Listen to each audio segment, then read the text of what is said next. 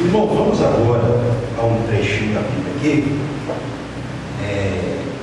Vai para cá, aos Filipenses, porque a pregação hoje vai ser na carta aos Filipenses, então vamos na palavra da oferta também, para ficar tudo aqui mesmo, né?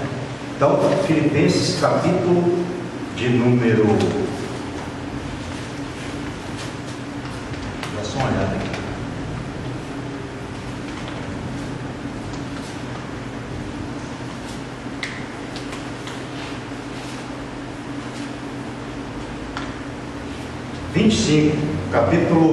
Verso 25, capítulo 2, tá? Carta aos Filipenses, capítulo 2, do verso 25 em diante. Um trecho que muito fala do meu coração, né? Nós vamos ver aqui como esse irmão arriscou a própria vida, né? Para levar uma oferta da igreja de Filipos ao apóstolo Paulo. Então, Filipenses 2, versículo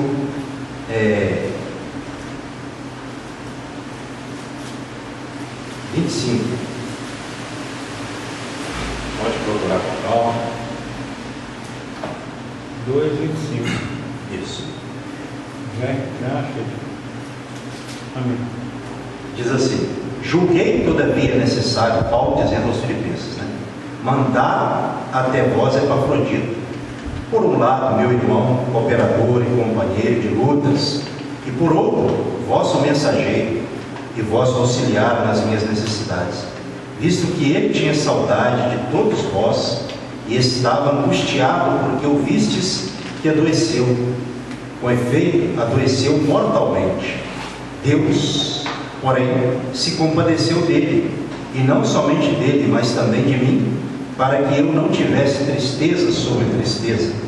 Por isso, tanto mais me apresso em mandá-lo, para que, vendo novamente, vos alegreis, e eu tenha menos tristeza. Recebei-o, pois, no Senhor, com toda a alegria, e honrai sempre a homens como esse, visto que, por causa da obra de Cristo, chegou ele às portas da morte, e se dispôs a dar a própria vida, para suprir a vossa carência de socorro para comigo. Então, o apóstolo Paulo, nós sabemos que ele tinha suas dificuldades, e quando ele enviou essa carta, né, essa carta foi uma carta que continua sendo de autoria de Paulo. Ele enviou essa carta aos Filipenses. E onde Paulo estava? Preso em Roma. Esse irmão, a igreja de Filipos, sabendo da necessidade de Paulo, da dificuldade dele, enviou Epafrodito para levar uma oferta ao apóstolo Paulo.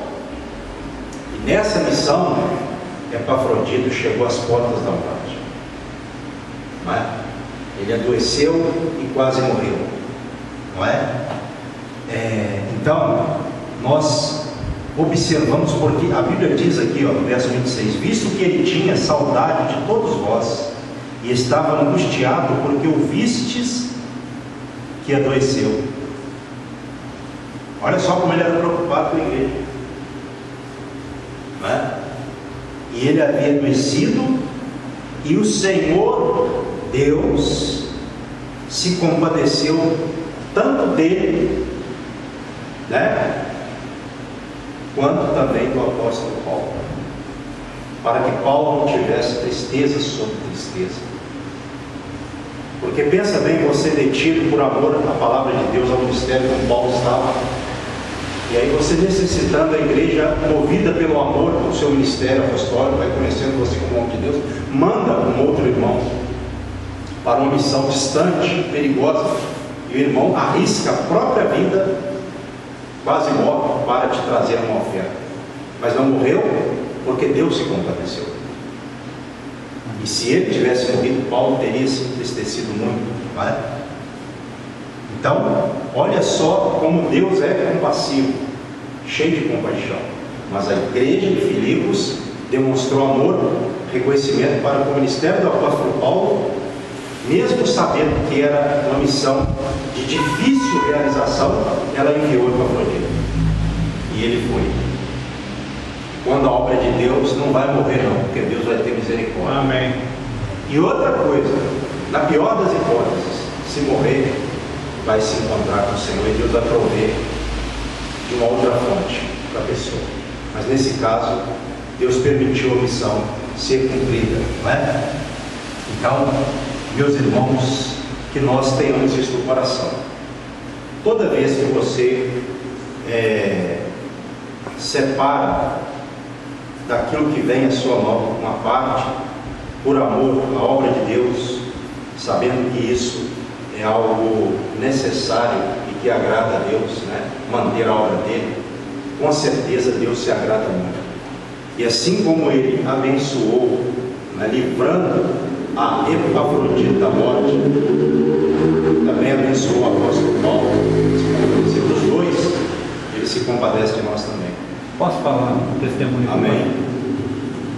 Isso aconteceu quando eu trabalhava na Renal. E nessa época eu morava na kitnet. Eu tinha um golzinho dela. Certo. E toda segunda-feira de manhã eu levava a palavra na obra. E essa segunda-feira foi lá na Hermon, que é um prédio que eles estavam construindo do lado da clínica. Certo. Só que na noite anterior eu torci o joelho num buraco, mas como eu estava mexendo com obra, quente, eu não senti dor. E Deus me deu aquela noite a palavra. João 15, a videira. E quando ele me dá, é para me levar. Pastor, para mim sair da cama, meu joelho estava. Eu não conseguia pisar. Eu levantei. Então estava quase impossível. Não. Eu com dificuldade pus a minha roupa. Com dificuldade eu calcei o tênis. E fui até o carro. Vou ligar o carro. O pagamento da clínica atrasado, precisava comprar uma bateria. O carro não liga. E eu falei, aí eu parei, pus a mão e falei, Senhor, nem que seja pé, eu vou levar a tua palavra. Boa! Pastor, eu saí ali arrastando o meu pé. Eu não conseguia levantar. Tanto é que o tênis depois eu fui jogar fora. Quando eu cheguei ali na igreja presbiteriana, porque até ali foi baixado, né? Eu fui arrastando o pé. Quando eu chego ali, eu falei com o Senhor, tira um pouco essa dor que eu não estou aguentando. E ele foi tirando, e eu fui subindo. Quando eu cheguei no corpo do bombeiro lá em cima, dali para cima, eu fui marchando. E nesse dia, 7 pessoas aceitaram Jesus.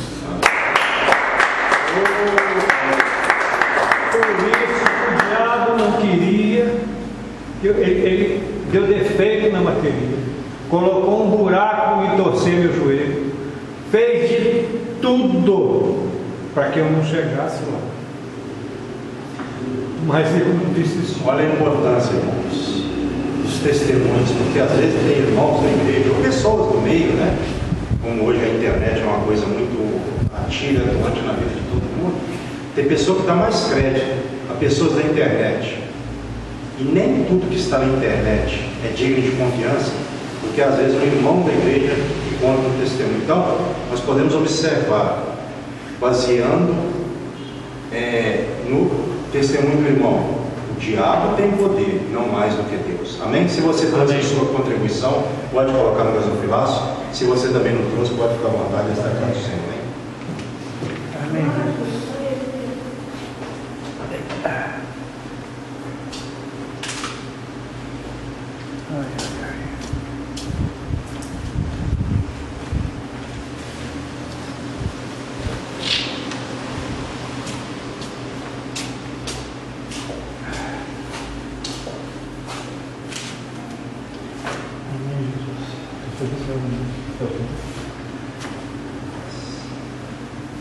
Glória a Deus. Maravilha, né, meus irmãos? Deus é tremendo mesmo.